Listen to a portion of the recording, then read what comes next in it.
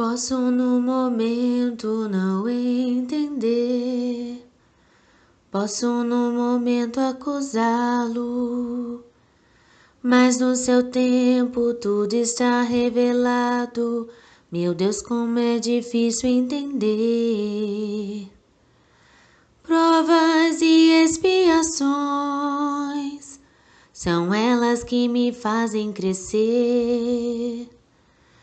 Provas e expiações,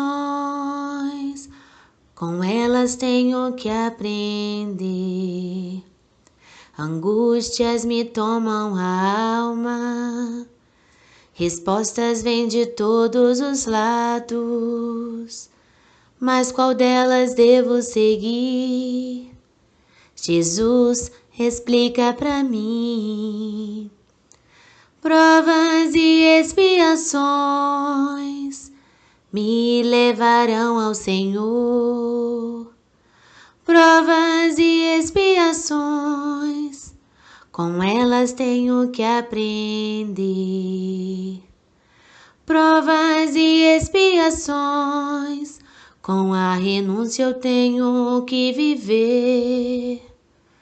Provas e expiações, com Jesus ao meu lado eu sei que vou vencer.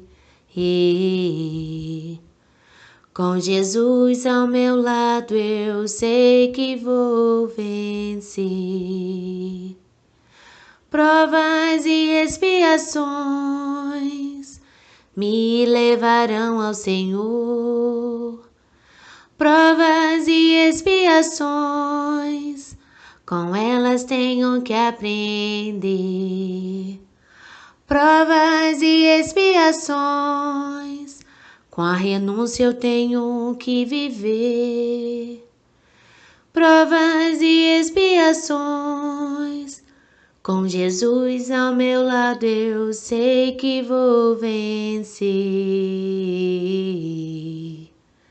Com Jesus ao meu lado eu sei que vou vencer.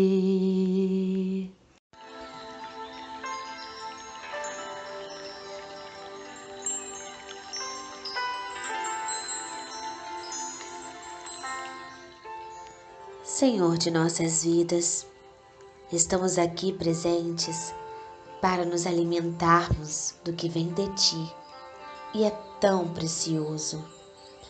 Pois sabemos, Senhor, que através dos estudos iluminativos vamos gradativamente transformando nossa vestimenta com qualidades de homens de bem.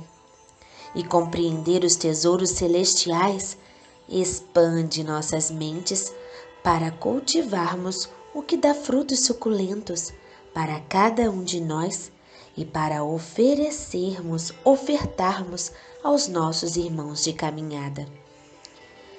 Estarmos em Tua presença, Senhor, é o que estamos buscando a cada dia. Entrar em sintonia com as energias celestiais limpa o nosso ser, ilumina nossa áurea e torna nosso coração fértil para o bem. Sabemos que fazemos parte do Teu exército de colorir e perfumar o mundo, Senhor, e estamos nessa caminhada de construção de um mundo melhor. Fica, Senhor, em nossa companhia durante este estudo e ilumine em Tua a nossa irmã responsável a ministrar a palavra desta noite. Que assim seja, Senhor.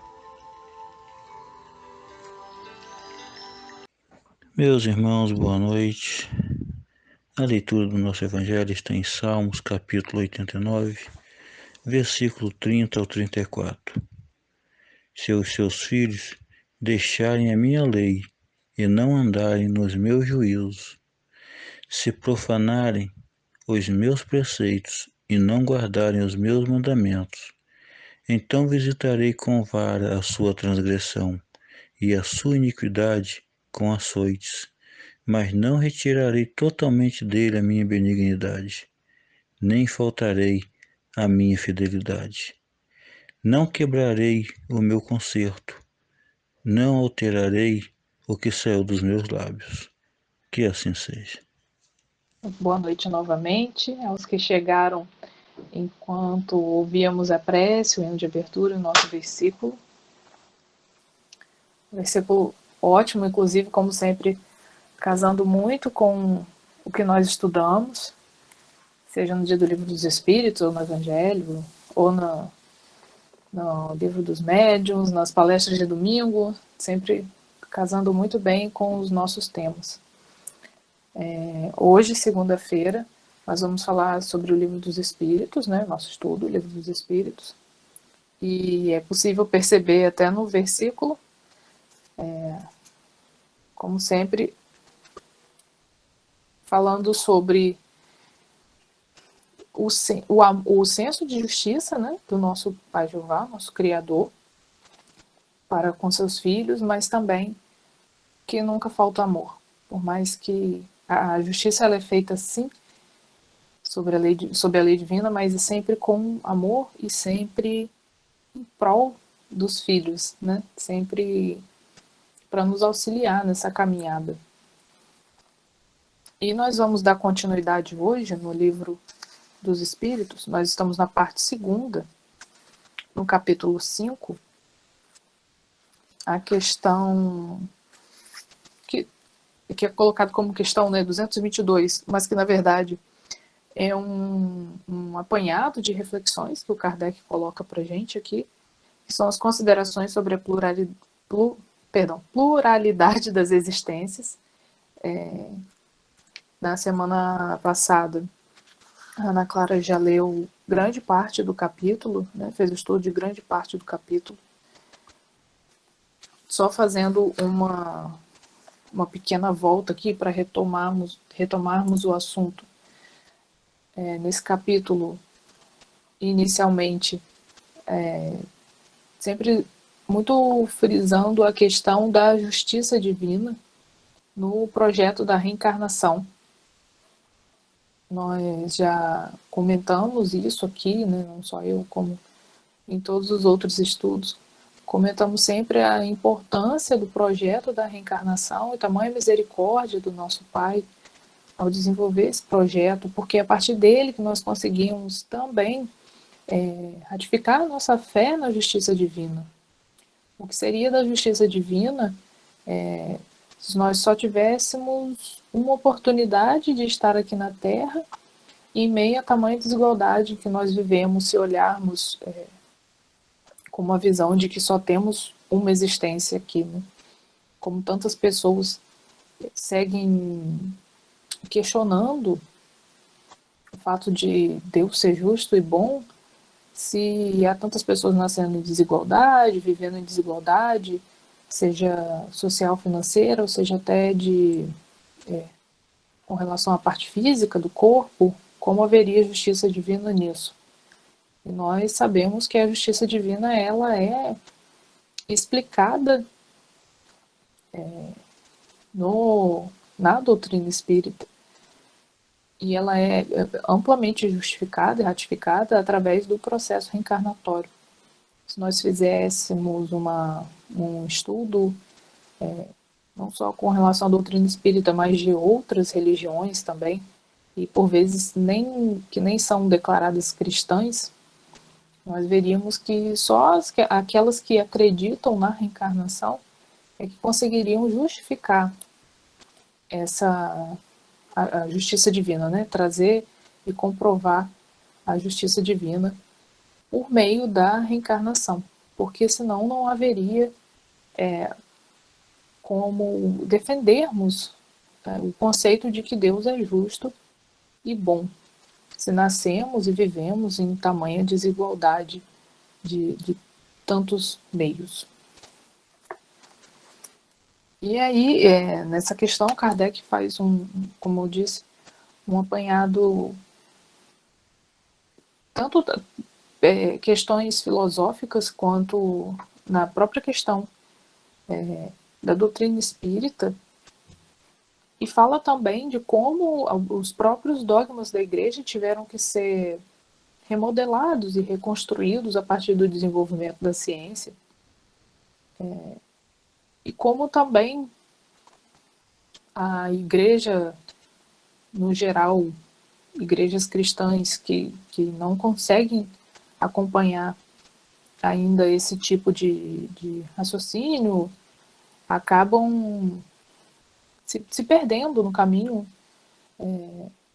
por conta de não conseguir desenvolver o discurso de forma que abrace mais até os fiéis, né, que consiga oferecer mais insumos para a fé das pessoas, consigam ratificar mais a sua fé, tornar a sua fé mais bem fincada, como árvores, né, que têm raízes grandes.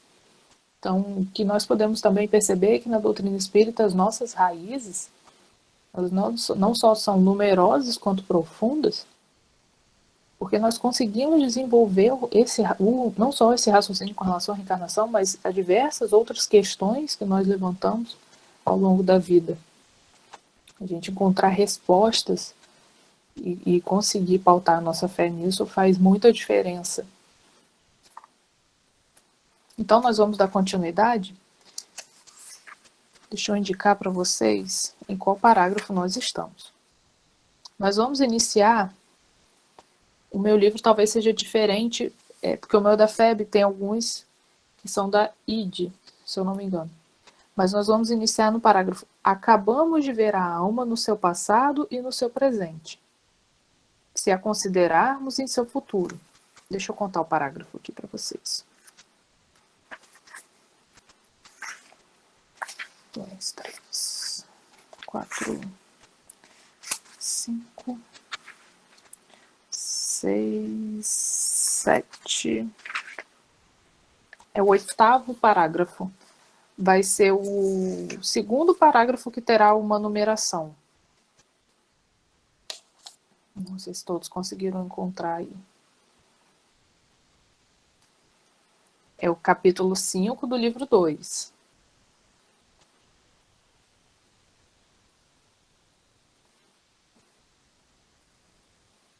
Uhum. Bom, então aqui eu vou só voltar um pouco o parágrafo para a gente poder retomar. Em relação à 6ª questão, dirão naturalmente que o Hotentote é uma raça inferior.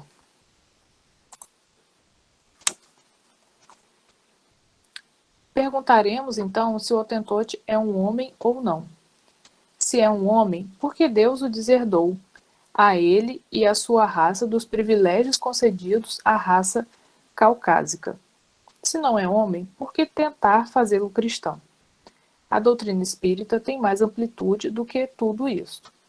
Segundo ela, não há muitas espécies de homem, mas apenas homens cujos espíritos estão mais ou menos atrasados, mas todos suscetíveis de progredir.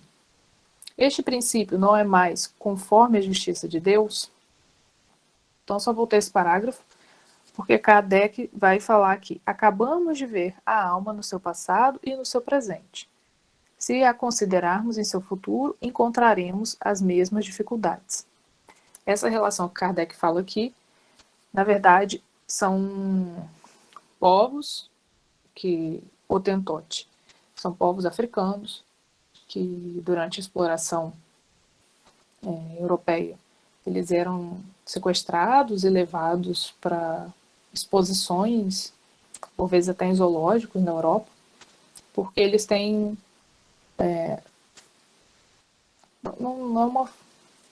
as formas do corpo, por vezes, são um pouco diferentes das formas do corpo das pessoas caucasianas da Europa. Então eles achavam que por isso essas pessoas eram inferiores, pela cor e às vezes pelo formato, principalmente por conta do quadril das mulheres. Então, por vezes, e por conta da linguagem, que não era tão adiantada quanto dos europeus, então por vezes essas pessoas eram sequestradas e eram levadas para esse tipo de exposição, infelizmente. Mas o que Kardec nos esclarece aqui é que não existem tipos de homens. Existe uma raça só, que é a raça humana, e que, talvez por uma necessidade ou outra, um espírito pode estar num corpo e fazer parte de uma comunidade também, que não seja aos nossos olhos vista como tão avançada. Mas, na verdade, esses espíritos estão vivendo naquela comunidade por uma necessidade ainda do seu desenvolvimento espiritual. Mas que não há nisso nenhuma uma degradação. Esses irmãos não podem ser vistos como inferiores por isso. Nós também já passamos por esse processo em algum momento da nossa evolução. Só ratificando, irmãos, que isso não quer dizer que esses irmãos sejam inferiores em momento nenhum, tá? É só porque eram diferentes do que era considerado padrão na época. Então, dando continuidade, acabamos de ver a alma no seu passado e no seu presente. Se a considerarmos em seu futuro, encontraremos as mesmas dificuldades. Se a nossa existência atual, número 1, se a nossa existência atual, e apenas ela, é que deve decidir da nossa sorte futura, quais serão, na vida futura, as posições respectivas do selvagem e do homem civilizado? Estarão no mesmo nível ou distanciados em relação à soma da felicidade eterna a que tem direito? Então, olha só, se na nossa existência atual, e apenas ela, é que deve decidir a nossa sorte futura, qual será na vida futura a posição respectiva do selvagem e do homem civilizado? Então, se a gente considerasse que só houvesse uma existência, nós não conseguiríamos nem fazer essa progressão, né, do selvagem para a existência atual e, consequentemente, nem para um futuro. E o quanto nós também estaríamos distante de alcançar a felicidade eterna, né? Que nos é a promessa do nosso Pai Jeová, do nosso Mestre Jesus. É o que mantém a chama da nossa fé, da nossa resignação viva. 2.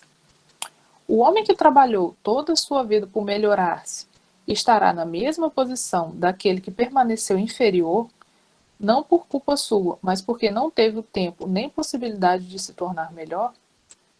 Então, mais uma vez, se uma pessoa nasce numa condição um pouco inferior e que não teve essa possibilidade de desenvolver, por exemplo, no trabalho material ou até mesmo no trabalho espiritual, isso quer dizer que ele, por uma causalidade, não vai ter oportunidade de se desenvolver como todos os outros homens que têm uma condição considerada acima dele? Então fica aí mais um questionamento de Kardec, se nós olhássemos tudo com a visão de que a vida espiritual é única. 3. É única no sentido de uma só encarnação.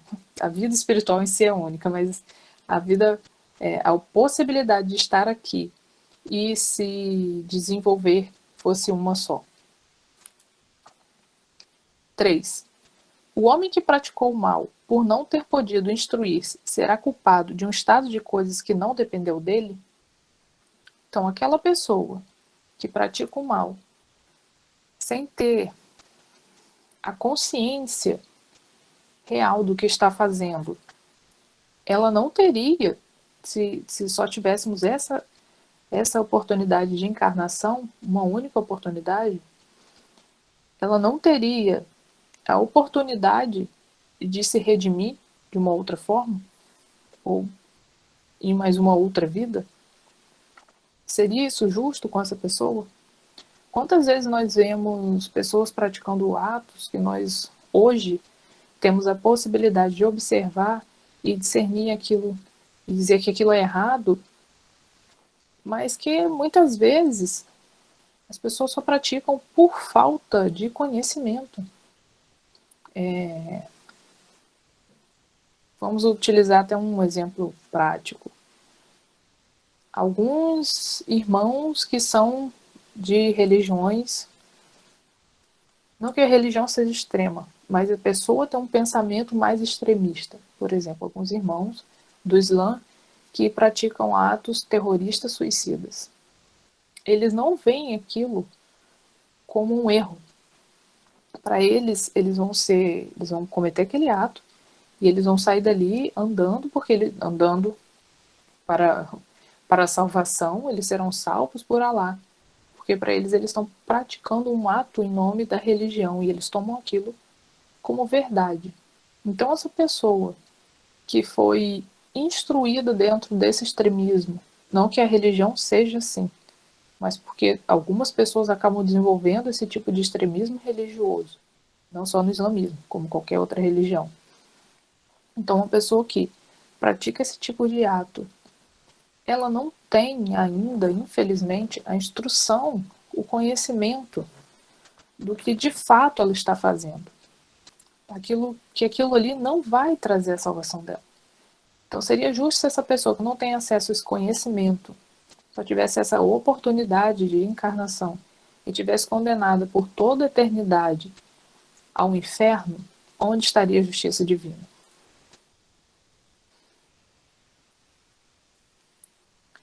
4. Trabalha-se para esclarecer, moralizar e civilizar os homens. Mas, para um que se esclarece, há milhões que morrem todos os dias, antes que a luz lhes tenha chegado. Qual a sorte desses últimos? Serão tratados como réprobos, ou seja, como banidos da sociedade? Caso contrário, o que fizeram para merecer está no mesmo nível dos outros. Então, mais uma vez, Kardec levanta questionamentos com relação a essa desigualdade de acesso e até essa dificuldade de acesso à informação que leva as pessoas a cometerem atos que não são corretos. Então, essas pessoas que não tiveram sorte, digamos assim, né, como é dito pela sociedade, elas merecem ainda assim serem tratadas, elas mereceriam ser tratadas como desmerecedores. 5. Qual a sorte das crianças que morrem em tenra idade quando ainda não fizeram nem o bem nem o mal? Se tiverem entre os eleitos, por que esse favor, se nada fizeram para o merecer? Em virtude de que privilégio estarão isentas das tribulações da vida? Então, mais uma vez, Kardec coloca aqui o questionamento das crianças que morrem cedo, por vezes bebês ou ainda pequenas, porque elas seriam livradas de passar por dificuldades, por provas, ou porque elas mereceriam esse mal, por assim dizer, passar por uma doença, ou por alguma situação difícil que levou ao desencarne dessa criança, por que ela mereceria isso se ela não passou por nada prévio, ela não cometeu nenhum erro, ou nem cometeu, ou também não fez nenhum trabalho que trouxesse salvação para que ela possa chegar numa morte tão prematura? Então, onde estaria aí também a justiça divina? Como se explicaria isso se não fosse por meio da reencarnação? Como nós já vimos alguns exemplos aqui com relação a mortes prematuras, há, há bebês que realmente, há espíritos que realmente vieram para, por vezes, cumprir só um período de passagem que precisava ser feito aqui na Terra, que ficou pendente por algum motivo em outra encarnação, que por vezes desenvolveu um trabalho no plano espiritual, que deveria ter um reencarne mais longo agora, mas de acordo com esse trabalho, conseguiu se redimir e diminuir assim, seu período de reencarne. Então, esse espírito vai precisar reencarnar por um período muito curto. Há também aqueles espíritos que às vezes só tinham um pequeno débito, digamos assim, né? Uma pequena conta a pagar com seus pais, Então, há uma série de motivos para haver esse desencarne prematuro, mas que todos eles são ligados a algo pretérito. Nenhum nada é randômico, nada é porque aconteceu ao acaso, né? Sempre há uma causa para que isso aconteça. E a gente só consegue achar o fundo, a gente só consegue conceber uma explicação para isso, para todas essas diferenças que nós conseguimos analisar, com todos os questionamentos que o Kardec fez aqui ao longo desse capítulo. E também da nossa vivência, da nossa observação da vida, a gente só consegue encontrar uma razão para essas diferenças, desigualdades, se nós olharmos sob a ótica da reencarnação, que a doutrina espírita traz para a gente. Então, quanto mais nós estudamos, aprofundamos nossa fé, e até mesmo por alguns conhecimentos filosóficos, quanto mais isso se torna rotina, cotidiano da nossa vida, e abre também a nossa cabeça para novos conhecimentos, novas filosofias, mais vai ficando difícil a gente aceitar esse tipo de pensamento de uma vida carnal única, em que tudo aconteceria de maneira aleatória, fora dessa lógica, né, da justiça divina, porque não há lógica pensar que coisas acontecem ao acaso, que não sejam dentro da justiça divina, dentro da programação toda que nós temos para passar por um processo de reencarne. É uma programação muito séria que os irmãos fazem junto dos espíritos, por vezes, que vão reencarnar, para que nós consigamos atingir os objetivos que nós temos para nos redimir aqui, né? Por vezes eles nos auxiliam, por vezes não, eles sempre nos auxiliam muito, dando meios para que nós possamos conseguir concluir nossas metas, atingir nossas metas. Então, pensar que não há toda uma programação, toda essa misericórdia e amor por trás disso tudo que nós passamos, é pensar que realmente nosso Pai Jeová nos colocaria aqui de uma maneira aleatória e nos deixaríamos viver, deixaria que a gente vivesse sem um controle, né? Já que não haveria essa percepção do que passamos, se isso está de acordo com o nosso merecimento ou não. Né? Afinal de contas, nem tudo também que é do nosso merecimento será nessa encarnação, digamos assim, colocado para a gente, né? Devolvido para a gente. A coisa que nós estamos plantando aqui, nós vamos colher lá na frente. Quem planta tâmaras não colhe tâmaras, só colhe lá na frente. Né? Então, assim, é uma colheita que, por vezes, demanda nossa paciência, mas tudo isso porque está programado dentro do projeto divino da vida de cada um, da reencarnação de cada um. Irmão, se alguém tiver algum comentário, quiser fazer algum questionamento, o nosso chat está aberto. Então, continuando, Kardec nos coloca: haverá alguma doutrina capaz de resolver essas questões? Admitir as existências consecutivas e tudo se explicará, admite as existências consecutivas e tudo se explicará em conformidade com a justiça de Deus. O que não se pôde fazer numa existência, faz em outra.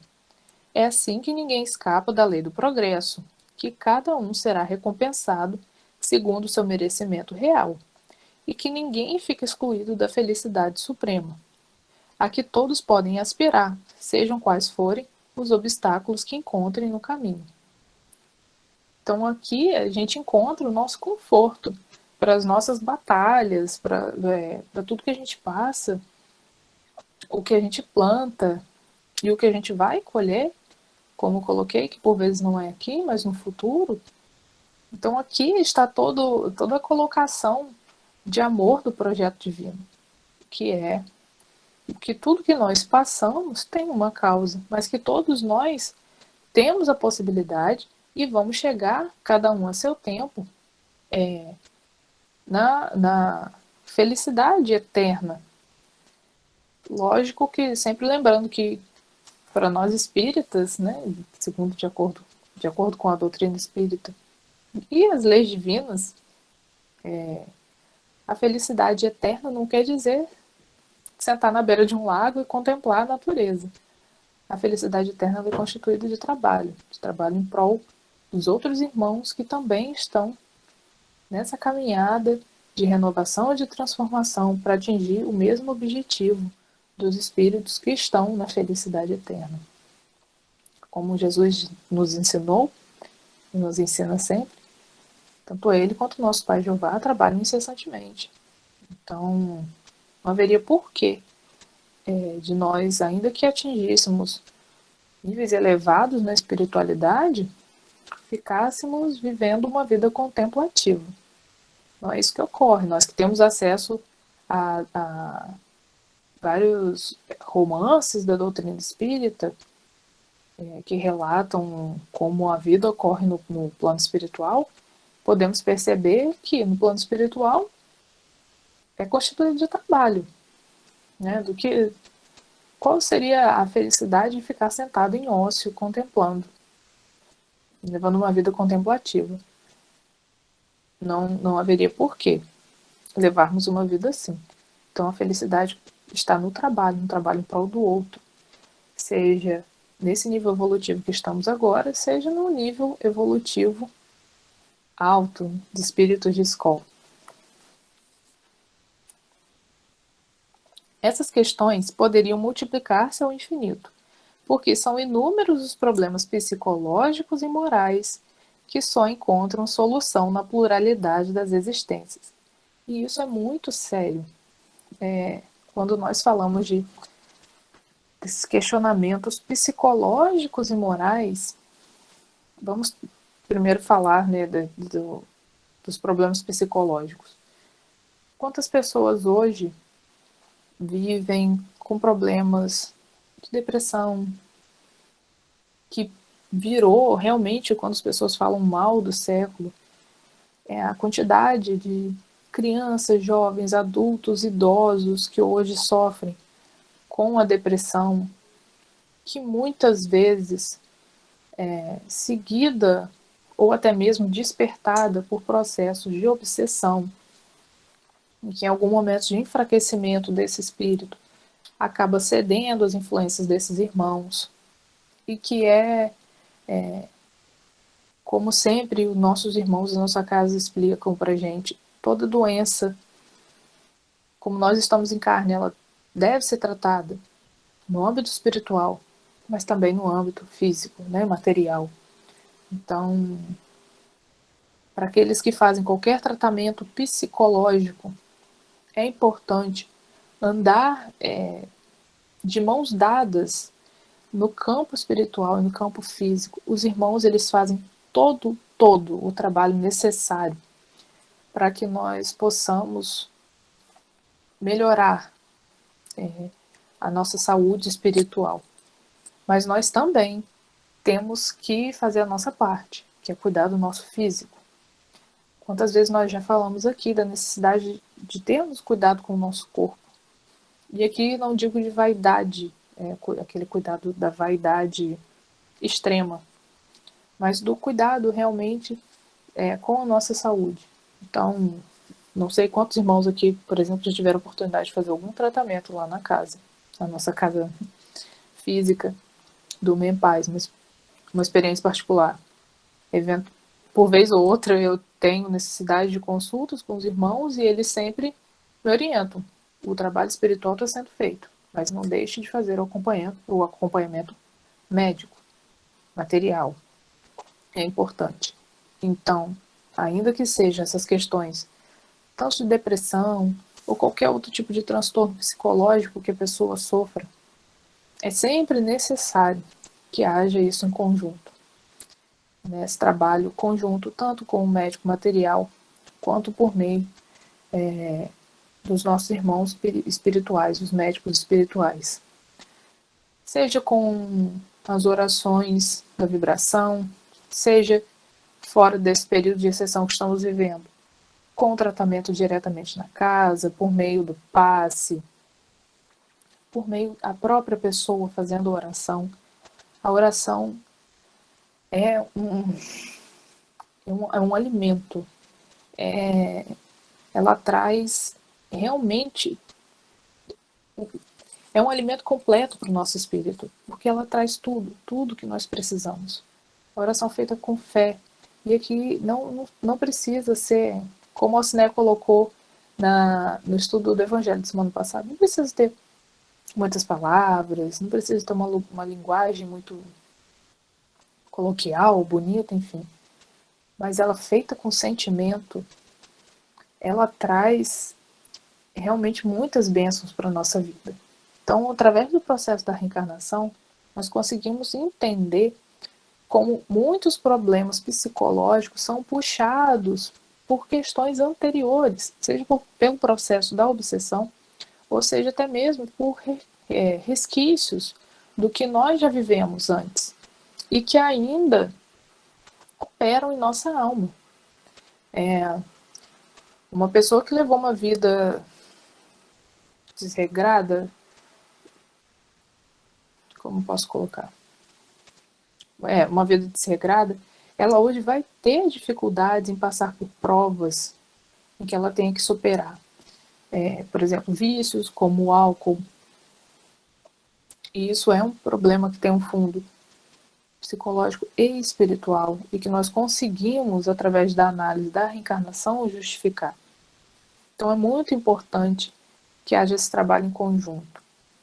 E quando Kardec coloca aqui também dos problemas morais, porque também só através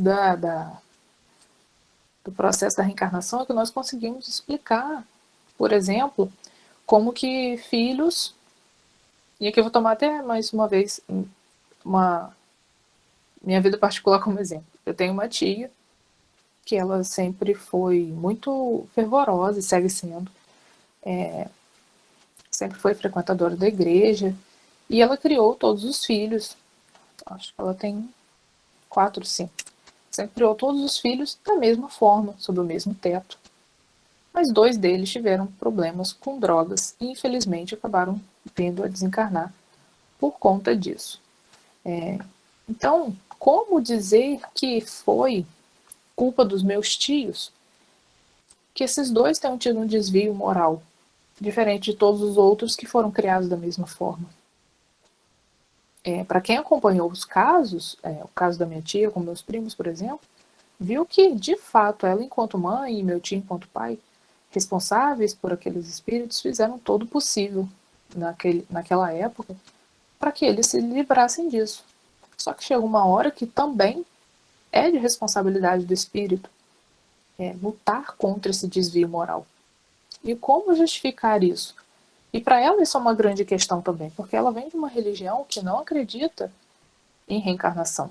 Muito pelo contrário, minha tia é testemunha de Jeová, então para ela é uma questão muito difícil, até de aceitação. Como criar todos os filhos de maneira igual, mas 2 se desviarem? Que desvio moral é esse, que não ocorreu com os outros? Então, como explicar isso? Espíritos que são tão diferentes assim numa mesma família. Só através do processo de reencarnação. Com certeza, eles tinham algum débito para quitar, e meus tios junto com eles, e pelo menos para quem viu, aos nossos olhos aqui, terrenos, meus tios de fato batalharam bastante em prol deles, mas que nessa reencarnação, para eles não foi possível superar isso. Então, só através de um olhar mais amplo é que nós conseguimos explicar para eles que conseguem ver essa situação sob a ótica só de uma vida única aqui na Terra, realmente foi uma batalha perdida do ponto de vista deles.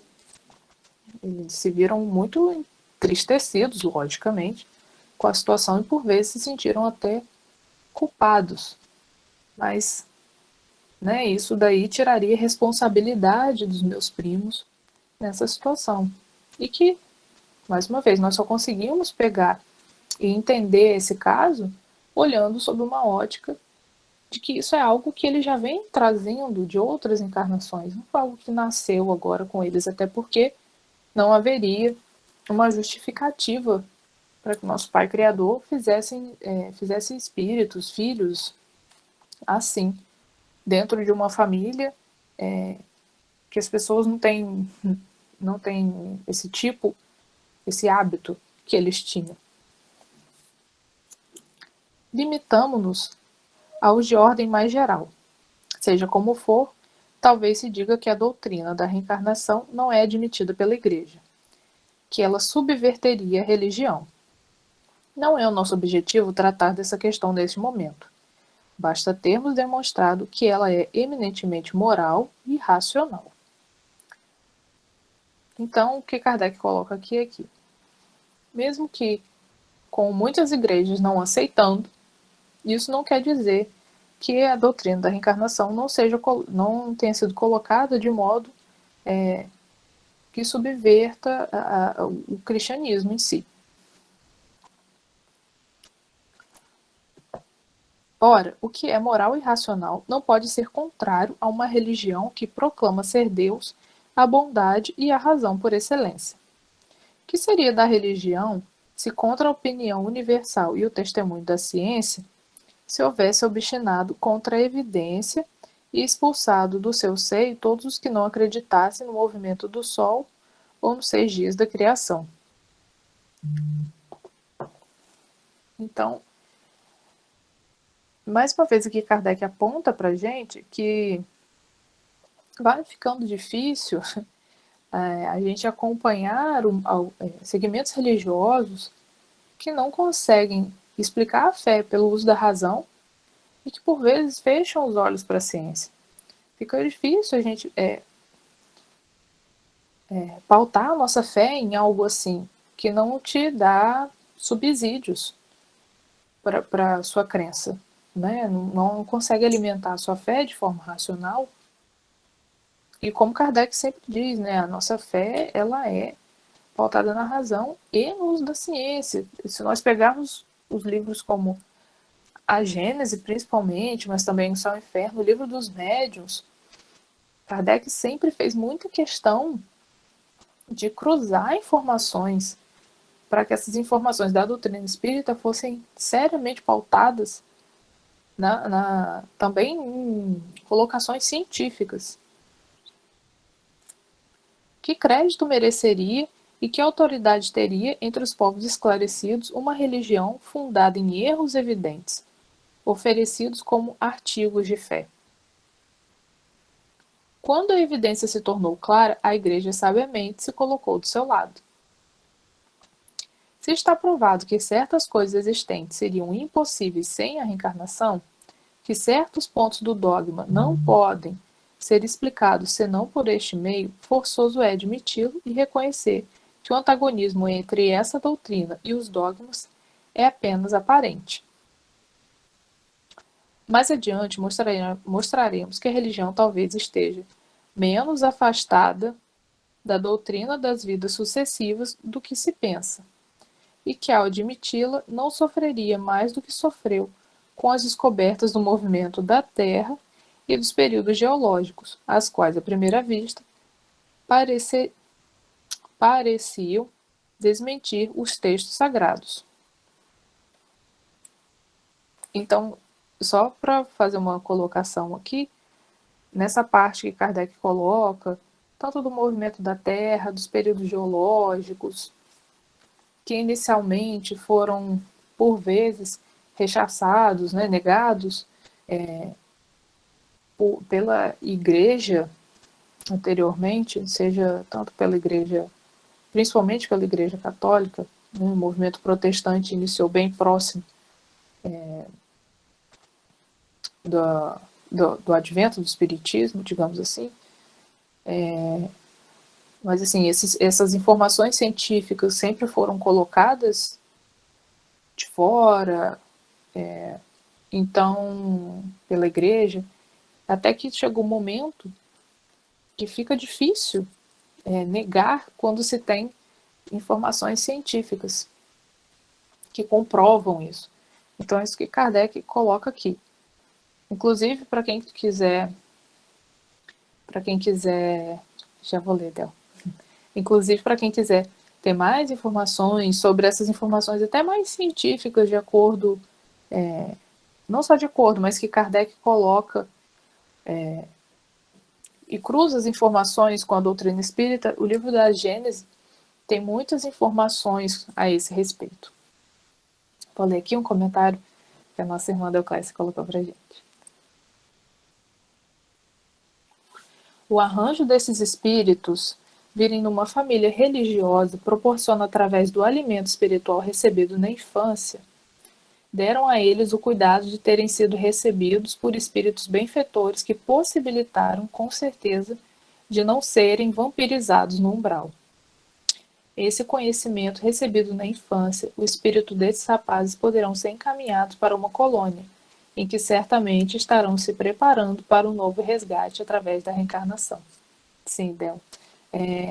Com certeza, como nós sabemos, né, a nossa irmã Delclásia sabe muito bem, e por vezes até muito melhor do que a gente, todos esses arranjos que são feitos, né, como nós estávamos falando mais cedo, são feitos pela programação da nossa reencarnação, né, dos irmãos que são responsáveis pela programação da nossa reencarnação, fazem isso com muito cuidado. Então, mesmo sabendo que, por vezes, as pessoas não superam a prova ou a expiação, como a prova, principalmente como deveria superar, mas ainda assim, o fato delas terem sido acolhidas num lar que deu toda a base para que eles pudessem superar, ainda assim isso faz muita diferença, né?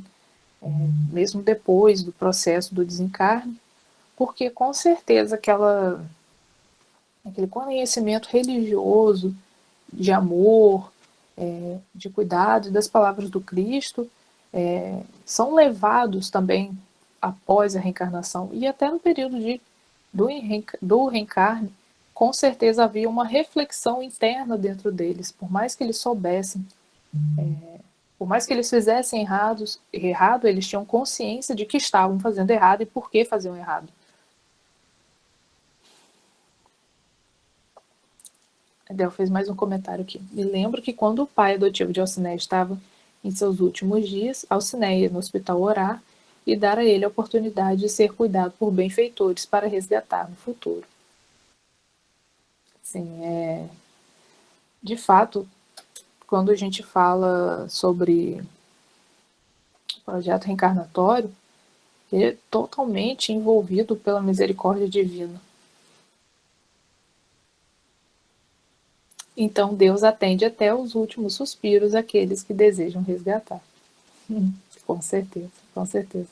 A misericórdia divina, ela se demonstra em todas as faces da nossa vida, né?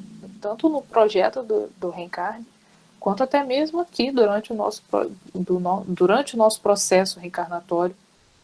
Nós nos deparamos diversas vezes com isso, né? Quantas vezes nos é dada oportunidade de trabalho, por mais que a gente negue, e ainda assim essa oportunidade é recolocada e colocada novamente, até que nós possamos abrir os olhos e nos colocarmos dispostos a seguir o trabalho. Seja até mesmo na nossa vida material. Quantas vezes nós deixamos alguma oportunidade passar e posteriormente nós temos a mesma oportunidade se apresentando? Quantas vezes nós oramos e pedimos uma luz, pedimos para ser socorridos, e lá se apresenta uma nova oportunidade, e ainda assim nós não enxergamos. Então é importante, o orar e vigiar também está aí, né? O vigiar é porque as coisas não caem, não se apresentam, não são como um pacote de presente. A gente abre e vai estar lá. Nós oramos, nós rogamos e pedimos auxílio, e temos que estar preparados também para receber aquele auxílio, que por vezes não vai vir não vai se apresentar de forma tão clara, mas que nós temos que ter sabedoria para reconhecer e abraçar essas oportunidades, seja no nosso campo espiritual como no nosso campo material. Então temos que estar atentos a essas demonstrações de amor e misericórdia que a providência divina tem conosco.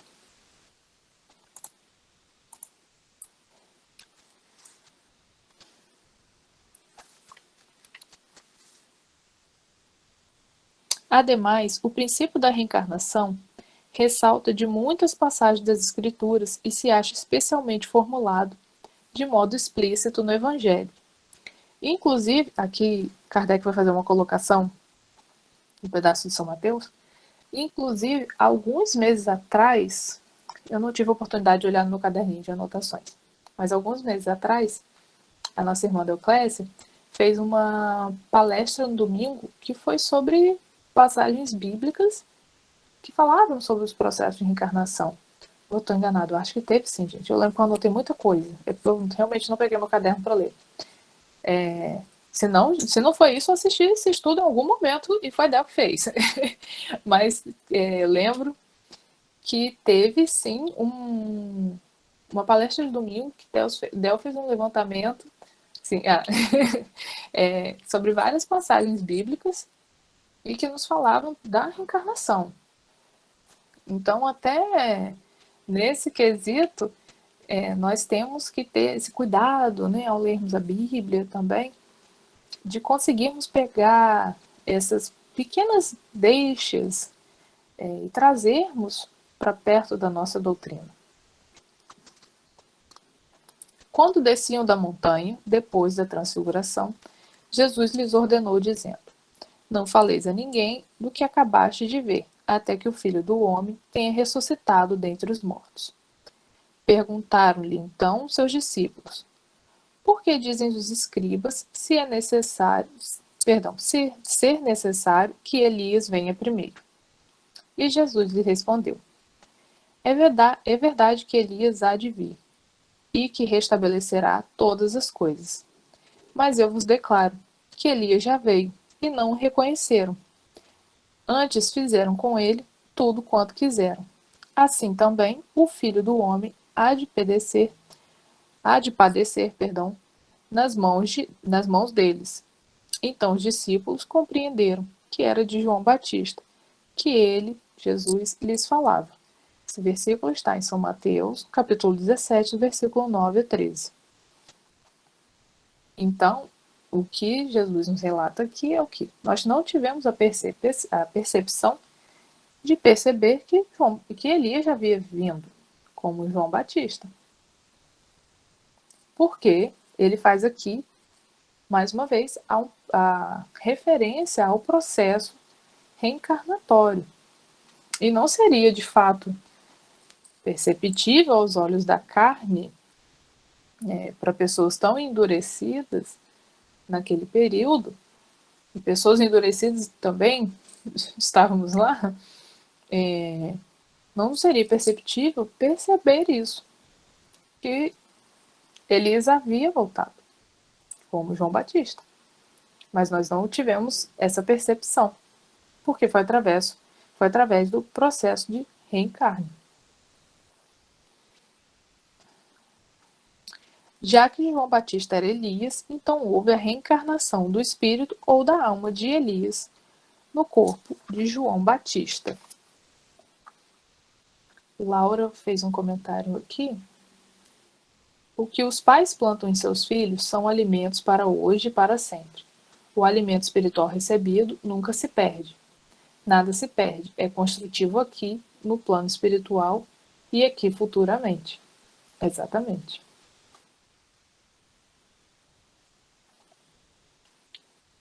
Deoclésia fez um outro comentário aqui. Na mesa mediúnica, certa vez, foi um jovem que havia sido assassinado e com ele e a família que frequentava o grupo, ele foi resgatado e levado para a mesa.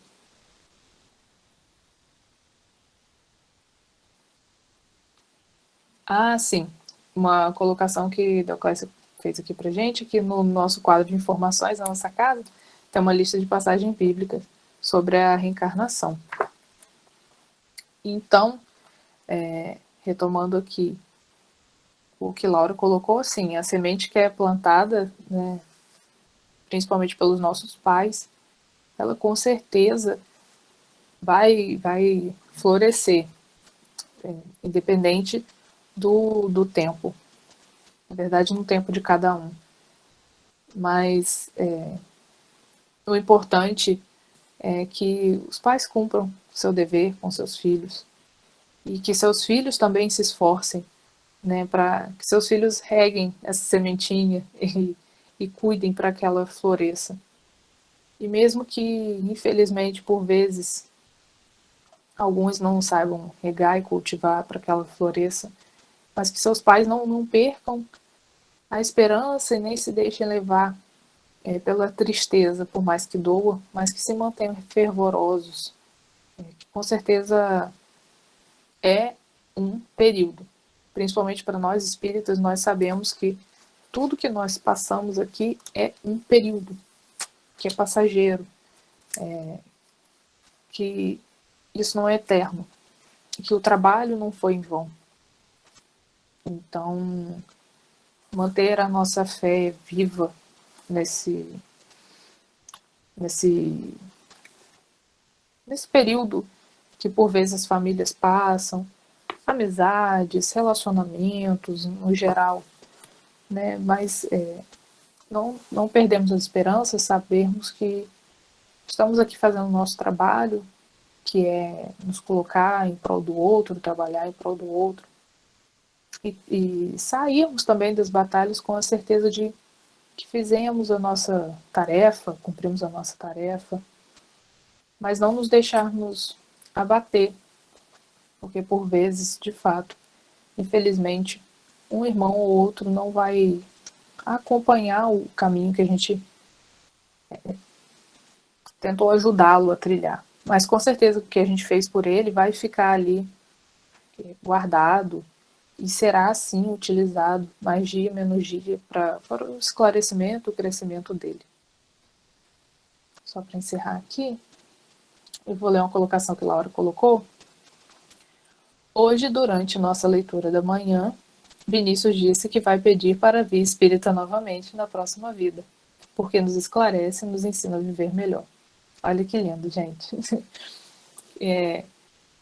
Com certeza isso é, né, um trabalho dos pais com o filho, desse esclarecimento e de plantar essa sementinha de amor de seus filhos.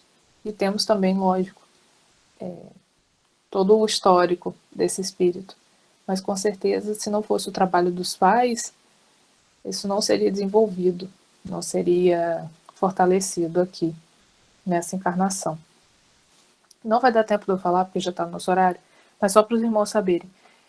Para quem quiser mais esclarecimento sobre o processo de transfiguração que é citado aqui no Livro dos Espíritos de Jesus, no capítulo 14 da Gênesis, no item 39, Kardec faz um esclarecimento sobre como ocorre o fenômeno da transfiguração, tá? Então, quem quiser um esclarecimento maior do que ocorre para a transfiguração, está colocado no capítulo 14. No mais, eu agradeço a participação dos irmãos, a atenção, agradeço a participação dos irmãos também que colocaram aqui seus questionamentos, fizeram contribuições maravilhosas. E também a nossa irmã Ana Laura e o nosso irmão José Martins, pela participação ativa aqui conosco, nos hinos, nas orações e no versículo. Muito obrigada pela atenção de todos. Desejo a todos uma noite abençoada, um bom descanso. E para aqueles que vão trabalhar agora no trabalho de vibração, um bom trabalho a todos. Possamos ter uma semana abençoada. Já parou para refletir o que você faz aqui? De onde vem, pra onde vai? E se estamos aqui, vamos todos nos unir pro mundo melhorar mais. Muitos mundos, muitas vidas, muitas voltas, muitas idas, é o caminho que se faz. E se nessa não deu certo, você pode estar certo, Deus te deu uma chance a mais. Reencarnação, questão de justiça. Se você errou aqui, volta pra reconstruir tudo que ficou pra trás. Reencarnação, questão de justiça. Se você errou aqui, volta pra reconstruir tudo que ficou pra trás. Se você errou aqui, volta pra reconstruir tudo que ficou pra trás.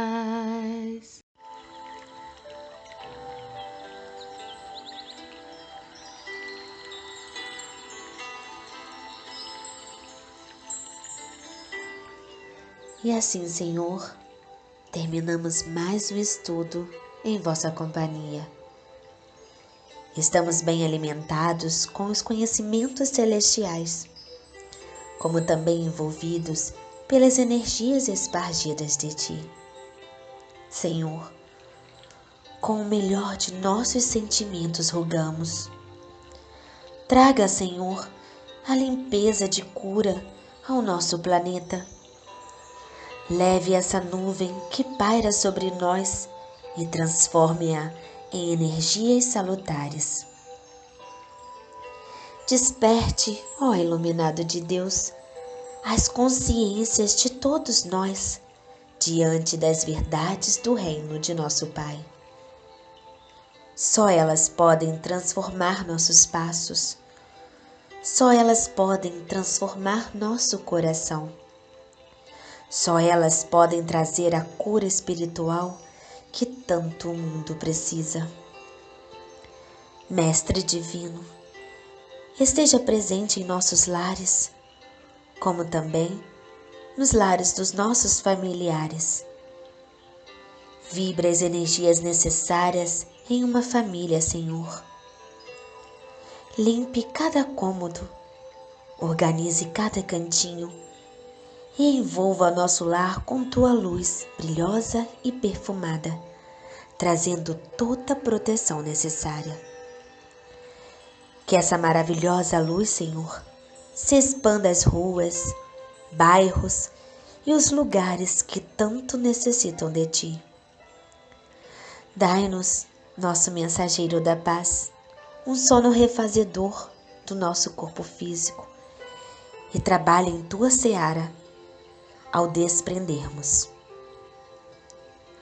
Agradecidos estamos de coração, amado mentor Paulo de Tarso, por organizar e permitir esses estudos enriquecedores e por confiar, acreditar em nosso melhor. Te amamos muito. Fique, Senhor Jesus, em nossos corações, hoje, agora e sempre, que assim seja.